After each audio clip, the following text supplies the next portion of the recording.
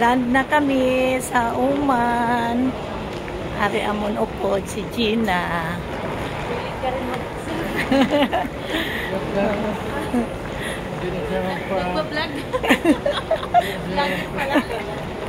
Sus, kadako-dako sa airport. Bayawan kami lakat ko.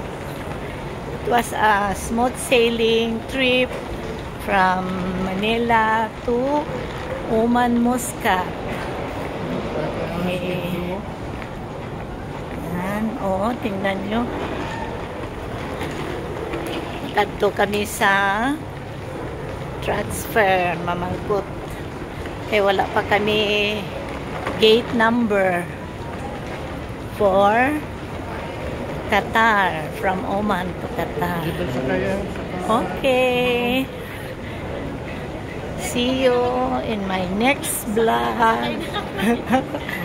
Sakay kami kay Kapoy.